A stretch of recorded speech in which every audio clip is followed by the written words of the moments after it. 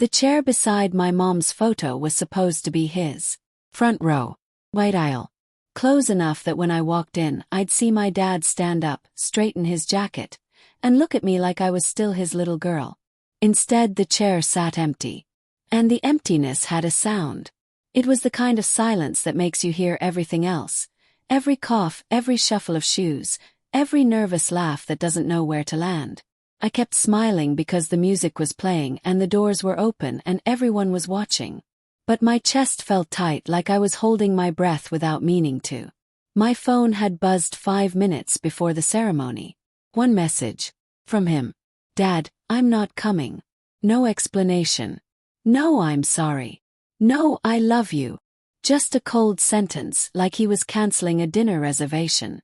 My hands were shaking so badly my maid of honor had to take the phone from me. She stared at the screen, then at my face. Do you want to stop? She whispered. I looked past her into the bright hallway where my fiancé, my soon-to-be husband, was waiting with eyes full of calm, steady love. The kind of love that doesn't run away when things get ugly. And I knew right then what my dad wanted. He wanted me to break. He wanted me to stand there in front of everyone and admit I couldn't do this without him. That I needed his approval like oxygen. I swallowed the pain like it was a stone. No, I said, forcing my voice to work. We're doing this. The doors opened wider. The lights hit my dress. The crowd rose to their feet. And I walked down the aisle with my head held high, while the empty chair stared back at me like a wound that wouldn't close. I told myself I wouldn't cry. Not today. Not in front of them. But as I passed that chair I felt it, something breaking inside me anyway. Because it wasn't just that my dad refused to come. It was what it meant. It meant he was choosing his pride over me. It meant he was punishing me for loving the wrong person. It meant the man who taught me how to ride a bike was now teaching me a different lesson, one I never asked for. And when the officiant said, "Who gives this bride away?" my throat tightened so hard I almost couldn't breathe. No one answered. And the silence that followed felt like the first crack of a storm that would change my entire life. Because I didn't know it yet, but my dad wasn't just missing my wedding. He was starting a war. And I was about to spend the next few years building something so big, so undeniable, that it would end up on every headline. The kind of headline that makes a man who ignored his daughter's tears suddenly send a text that says, "We need to talk." Growing up, people didn't say my dad's name casually. They said it with a little pause first, like it was heavy. He didn't just own hotels. He owned the hotels. The kind you see in travel magazines. The kind where the lobby smells like flowers that get replaced every morning. The kind where the staff knows your name before you even speak. Our family wasn't famous in the celebrity way. We were famous in the money moves quietly way. And in our house my dad was the CEO. Even at the dinner table. He had rules for everything. Rules for how to speak, how to dress, how to sit, how to smile at investors, how to answer when someone asked, "What do you do?" I learned early that my dad didn't want a daughter. He wanted a legacy. And for a while I tried to be exactly that. I studied business because he liked it. I wore the colors he approved of. I went to events and stood beside him like a polished accessory, nodding when he nodded, laughing when he laughed. But the one person who made our house feel like a home was my mom. She didn't fear him. She softened him. She would touch his arm in private and say, "Let her breathe." And somehow he would. Just a little. Then my mom got sick. And when she died, it felt like the warmth got vacuumed out of the world. My dad didn't grieve like people do in movies. He didn't fall apart. He didn't cry where anyone could see. He turned colder, sharper. He threw himself into work, and he expected me to do the same. At 19, I was sitting in executive meetings with men twice my age, listening to my dad talk about expansion deals like emotions didn't exist. Then came Vanessa. That was my stepmother's name. She was elegant, perfect posture, perfect hair, and eyes that measured people like numbers. She smiled at me, but it never reached her heart. And she didn't come into our lives alone. She came with a son. Ethan. He was my age, well-dressed, smooth talker, always hanging around like he belonged there. My dad liked him immediately. Too immediately. And suddenly, my future started getting discussed like it was a contract. At dinners, my dad would say things like, "Ethan understands the business," or "Ethan would be good for you," or "This is how strong families stay strong." I used to laugh it off. Until one night my dad said it plainly, like he was approving a budget. "You'll marry Ethan," he said. "It makes sense." I stared at him. "Dad, I'm not a product." His eyes didn't blink. "You're my daughter. And this is bigger than feelings." That night, I went upstairs and sat on my bed, staring at my mom's old scarf in my hands, whispering, "What would you tell me to do?" And deep down I knew. My mom would have told me to choose love over fear. The problem was, I had already met love. And my dad was about to do everything in his power to destroy it. I met Noah at the least my dad place possible. A tiny coffee shop near campus, where the chairs didn't match and the music was always too loud. I was there hiding from my own life, pretending I was a normal student for an hour. Noah worked part-time behind the counter, sleeves rolled up, laughing with customers like the world didn't weigh on his shoulders. When he handed me my drink, he said, "You look like someone who's been holding their breath for years." I actually laughed. It wasn't a smooth pickup line. It was a simple observation, like he saw me. That's what Noah did. He saw people. He didn't care about titles. He cared about truth. We started talking. Then texting. Then suddenly, he was the part of my day I looked forward to more than anything. He wasn't rich. He wasn't connected. He didn't have a famous last name. And for me, that was the point.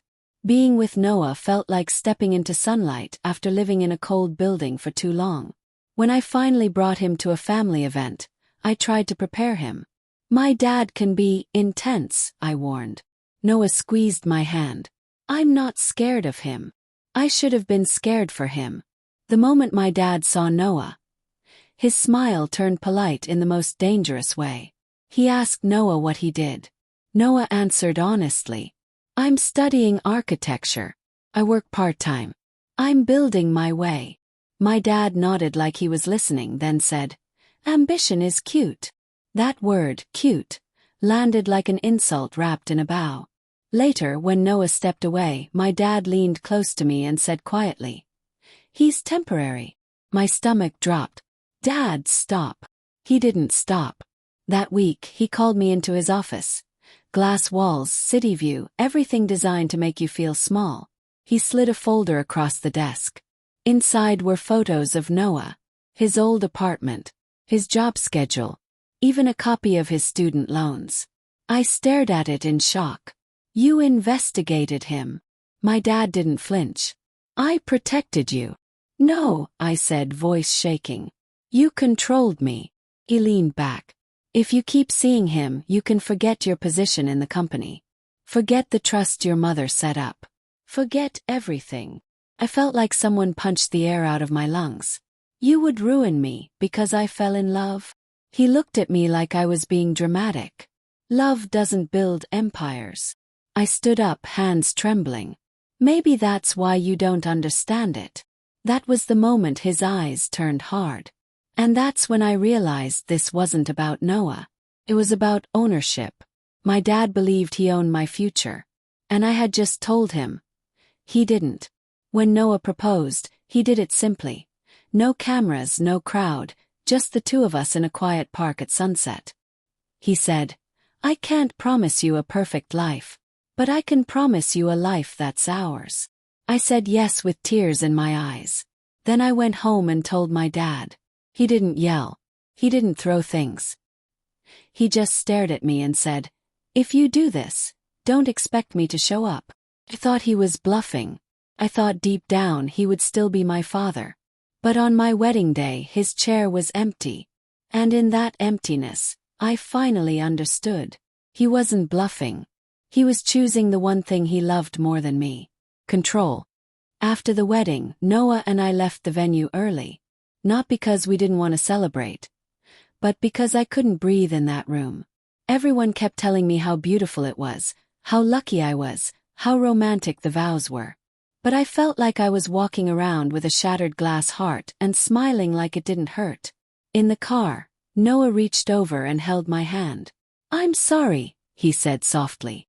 "It's not your fault," I whispered. But part of me still felt guilty.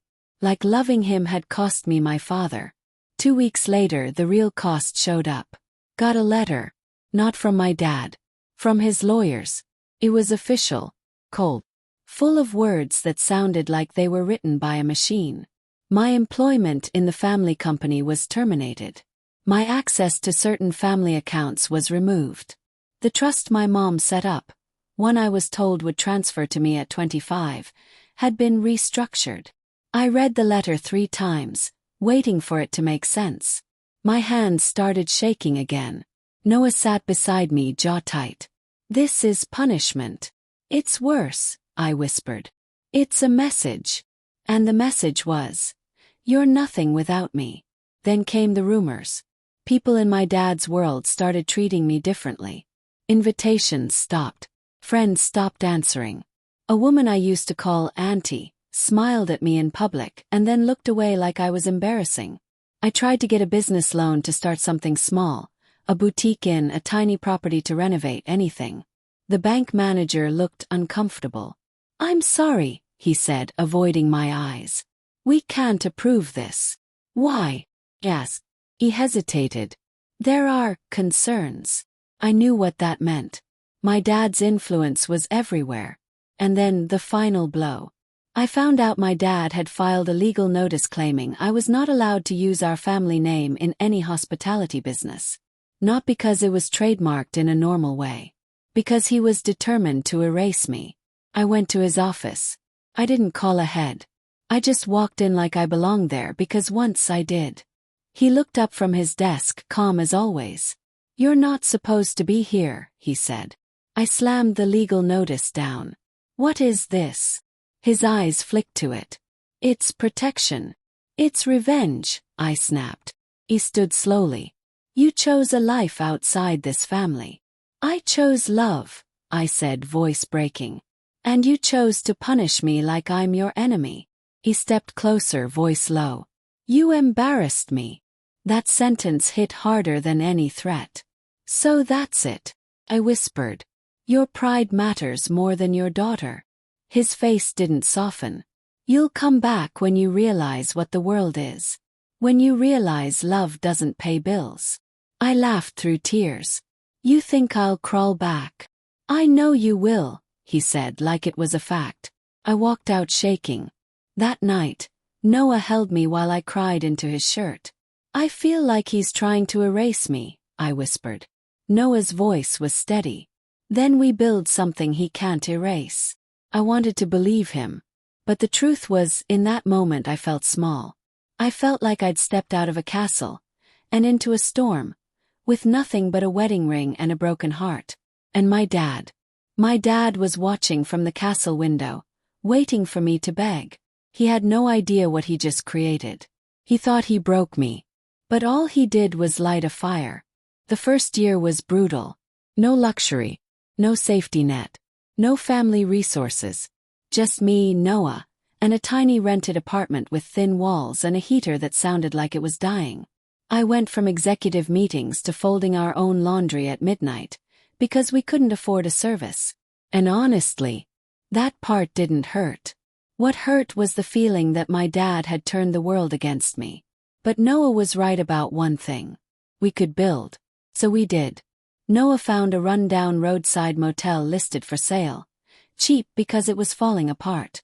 Broken sign. Peeling paint. Bad reviews online.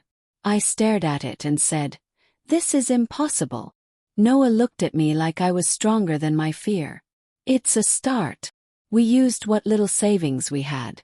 I sold jewelry I didn't even like but kept because it was family tradition. Noah took extra shifts. I did consulting work under a different name, quietly helping small businesses with customer service systems, because I knew hospitality inside and out, even if my dad pretended I didn't. We renovated the motel ourselves. I learned how to paint walls properly. I learned how to unclog drains. I learned how to smile at guests even when my hands were cracked and my body was exhausted. We rebranded it as something simple, Lumen In. 'Cause it meant light. And that's what I was chasing, a life that felt bright again. First we had a few guests, then we had repeat guests, then we had online reviews that said things like, "Feels like someone actually cares." That line made me cry in the supply closet.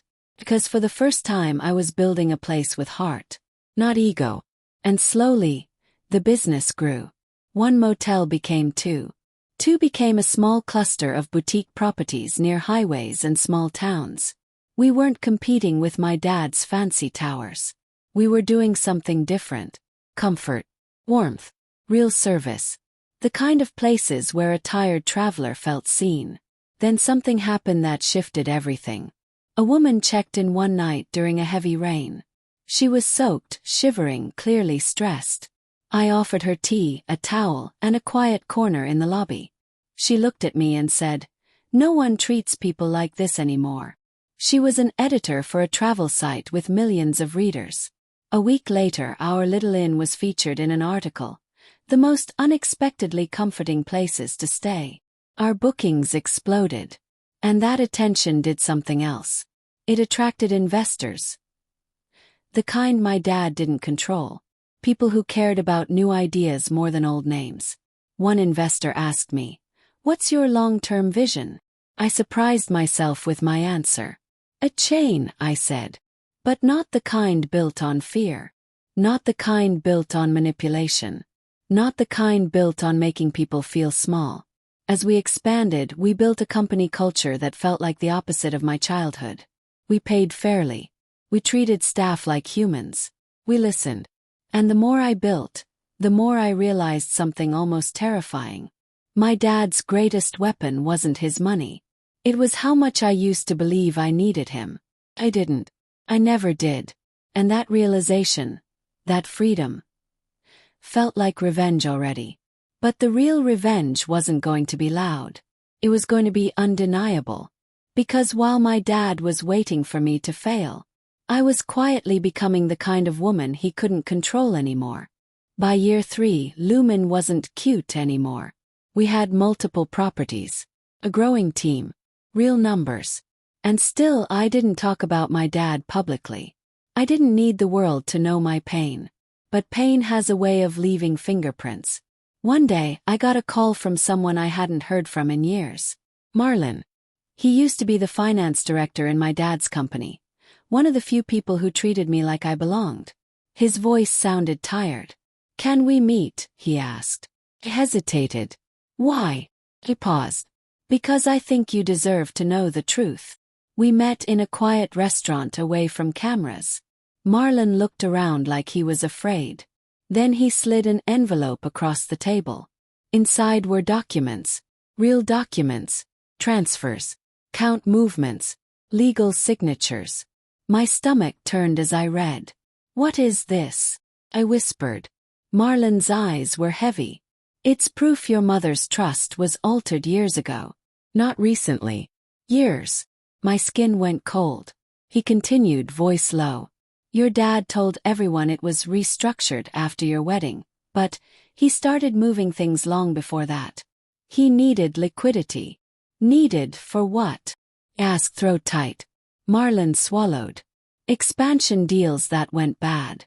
And personal spending that wasn't exactly explainable." I felt like the room tilted. My dad didn't just punish me after the wedding. He was already rewriting the story before I ever chose Noah. He wasn't protecting me. He was protecting himself. "And there's more," Marlon said, leaning closer. "He's been using family influence to block competition. Quiet pressure. Hidden tactics." I stared at the papers, hands trembling again. Same shaking as the wedding day, but different now. This wasn't heartbreak. This was rage with clarity. Marlon whispered. "He thinks you don't know anything. He thinks you're gone and silent." I looked up slowly. "Why are you telling me this?" Marlon's jaw tightened. "Because I watched him destroy people who were loyal. And because you remind me of your mom." That name hit me like a soft ache. Mom. Always the moral compass. Always the quiet strength. I walked out of that meeting with the envelope pressed against my chest like it was evidence and a burden at the same time. Noah noticed the moment I got home. "What happened?" he asked. I sat on the couch and stared at the wall. "My dad didn't just refuse my wedding." Noah's face tightened. "What do you mean?" "He stole time," I whispered. "He stole truth. He stole parts of my mom's legacy. And he made me think I was the problem." Noah sat beside me, arm around my shoulders. "What are you going to do?" That question hung in the air like a spark. Because in that moment, two paths opened in front of me. One path was forgiveness. The other was justice. And I realized something I had never admitted out loud. I didn't want to hurt my dad. I wanted to stop him from hurting anyone else. So I made a plan. Not a violent plan. Not a cruel plan. Clean one. A plan built on what my dad feared most. The truth, in the open. We started quietly assembling everything. We didn't post it online. We didn't gossip. We didn't threaten. We built a file. Timeline. A network of people willing to speak when the time was right. And while my father assumed I was still just his emotional daughter out in the world playing business, I was preparing the moment that would expose him. The only question was, when would the moment come? I didn't have to wait long. Because a year later, Lumen Inn was no longer a small chain. It was a headline. It happened on a Tuesday morning. The kind of morning where you expect emails and meetings and maybe a boring lunch. Instead, my phone started exploding. Notifications. Calls. Messages from people who used to ignore me. Noah walked into my office holding his laptop, eyes wide. "You need to see this," he said. The article was on the screen, bold and loud like it wanted the whole world to stare. Lumen Hospitality Group valued at $580 million after major expansion deal. I read it twice, not because I didn't understand it, but because part of me still couldn't believe it. We had just finalized a massive partnership. We'd acquired several properties, expanded into new cities, and suddenly the market was labeling us as a powerhouse. I should have felt pure joy. And I did at first. Then I felt something else. Familiar ache. Because I knew my dad would see it. And I knew what it would do to him. Not inspire pride. Trigger hunger. That afternoon my phone buzzed again. One message. From him. The same man who refused to attend my wedding. The same man who sent lawyers instead of love. "Dad, we need to talk." My heart didn't leap. Sank. Noah watched my face change. "Is it him?" I nodded slowly. Noah's voice was calm but firm. "You don't owe him anything." "I know," I whispered. But I also knew something else. This wasn't just about my pain anymore. If my dad was reaching out now after the headlines, it wasn't because he suddenly grew a heart. It was because he smelled opportunity. So I replied, "Me where?" We met at a quiet restaurant that used to be one of his favorites. He walked in wearing the same expensive watch, the same controlled face. But something was different. His eyes looked tired. Not sad. Not softer. Just tired. He sat down across from me like we were negotiating a deal. For a moment neither of us spoke. Then he said, "I saw the news." Waited. He nodded like he was approving me. "You did well." No apology. Just a performance of pride. Kept my voice steady. "You didn't come to my wedding." He looked away for half a second, barely. "I did what I thought was necessary." "For you," I corrected. His jaw tightened. "This isn't about the past." I almost laughed. "It's always about the past," I said quietly. "Because the past is the reason you're sitting here." He leaned forward. "You've built something valuable. Something that could be protected. Expanded properly." "There it is," I whispered. He frowned. "What?" "The real reason," I said. "You didn't text me because you missed me. You texted me because you want access." His eyes hardened. "Careful." I didn't flinch. "I'm not 19 anymore." He paused. then softened his tone in a way that felt rehearsed. "I'm your father. And you acted like my enemy," I said. He stared at me silent. Then he said the sentence that revealed everything. "Let's discuss partnership." I looked at him like he was insane. "You want to partner with the daughter you tried to erase?" He exhaled slowly. "Business is business." That line made my stomach turn, because it confirmed what I already knew. He didn't come for love. He came for control. And as he started listing ways he could help, connections, investors, influence, I realized something chilling. He wasn't asking. He was trying to take. But this time, I wasn't a girl desperate for approval. I was the woman behind the $580 million headline. And I finally had the power to choose how this story ends. So I leaned in, voice quiet. "You want to talk?" said. "Fine. But we're going to talk about everything." His eyes narrowed. "Everything?" I smiled, small and cold. "Yes," I said. "Everything you thought I'd never find out." A month later we held a gala. Not for ego. For expansion, fundraising and community support. Something my dad never understood. Building a name by lifting others. The ballroom shimmered with soft lights. Journalists lined the edges. Investors floated in clusters. And my dad arrived. Of course he did. He walked in like he owned the air. Vanessa was on his arm, eyes scanning the room like she was counting what she could claim. Ethan was there too, smiling like he still believed I was his future. I watched them from across the room, my heartbeat steady. Noah stood beside me, hand on my back. "You okay?" he whispered. He nodded. "I've never been more ready." Because behind the scenes everything was set. The documents Marlon gave me weren't just paper now. They were verified. Damn. Supported by testimonies from people my dad had mistreated. And tonight, the board of my company was also meeting with independent auditors. Not because we were in trouble. Because we were making sure the truth had nowhere to hide. As the event moved toward the main speech, my dad approached me with that polite, dangerous smile. "You look," he searched for the right word, "successful." I met his eyes. "You look nervous." His face twitched.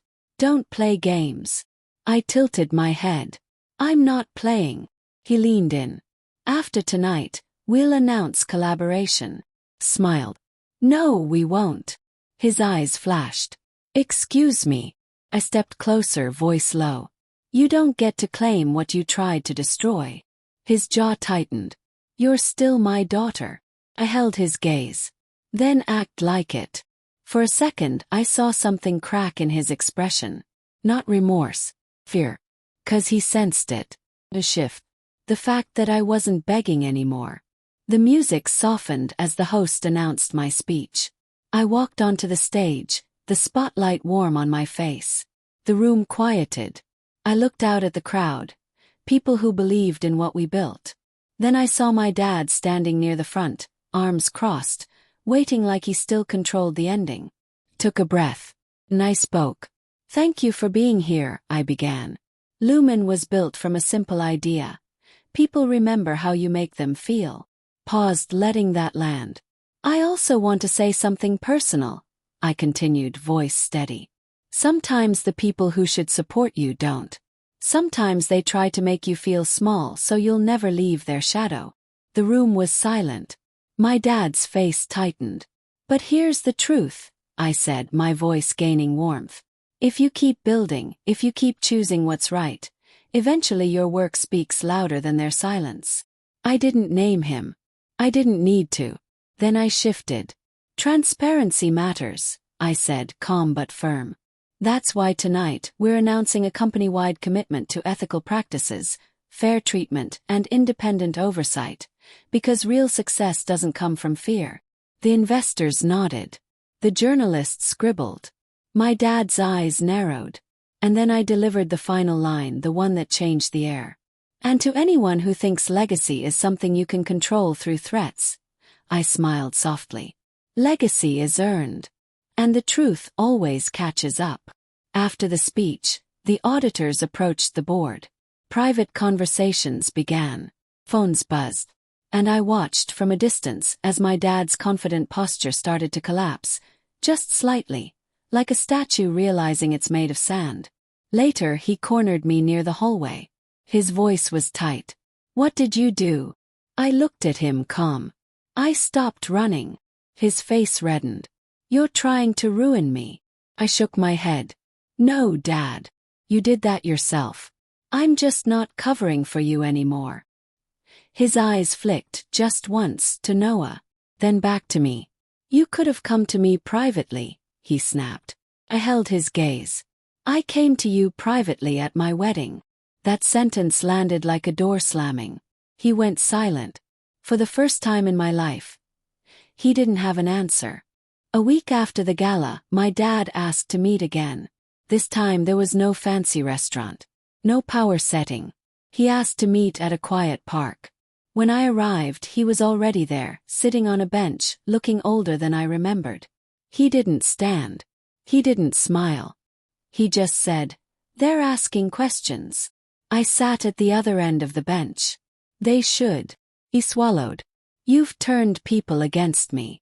"No," I said gently. "You did that." He stared straight ahead. "Why now?" I exhaled slowly.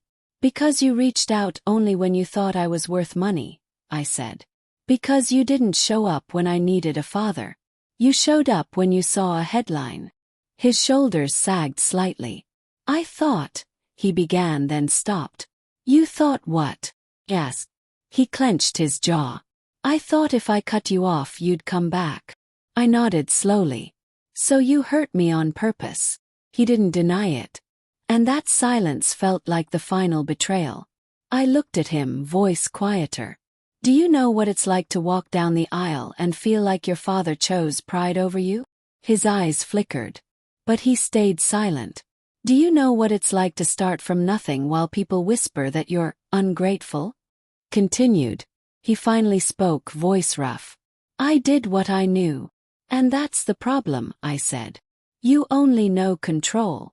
He looked at me then, really looked. And for a moment, I saw something human in his eyes. Not kindness, but regret trying to surface. He whispered, "I didn't think you'd win." That sentence stunned me.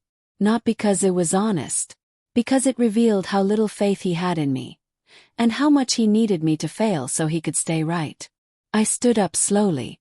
"I'm not here to destroy you," I said. "I'm here to protect what I built." He looked up at me. "So what now?" I took a deep breath. "Now you face the consequences of your choices," I said. "And I face mine." He frowned. "What does that mean?" Meant boundaries. It meant I wasn't going to let him buy his way back into my life. But it also meant I wasn't going to become him. I softened my voice. "I'm not going to scream at you," I said. "I'm not going to humiliate you for fun. I'm not going to turn into a person who lives for revenge." He blinked, surprised. "But," I continued, steady again, "you will not touch my company. You will not use my name. And you will not rewrite the story." His face tightened. "You're shutting me out." He nodded. "I'm protecting myself." He looked away, eyes glossy but controlled, just like me on my wedding day. And that's when I realized something painful. He taught me how to survive emotion by locking it away. And I was finally unlearning that. By choosing truth over silence. Before I left, I said one last thing. "I wanted you at my wedding," I whispered. "Not your money. Not your approval. You." He didn't answer. But as I walked away, I felt something I hadn't felt in years. Relief. Not because he apologized. He didn't. But because I stopped waiting for him to become the father I deserved. People think the biggest moment of this story was the headline. $580 million. The world loves numbers. Numbers feel like proof. But the truth is, the biggest moment wasn't on a website. It wasn't in a magazine. It was quieter. It was the moment I realized I didn't need my dad to clap for me. I didn't need him to approve my marriage. I didn't need him to unlock my future. Because my future was never his to hold hostage. Yes, my hotel chain grew. Yes, it made headlines. Yes, it got attention from the same people who once treated me like I was invisible. But the real win wasn't the money. The real win was building something that matched my values.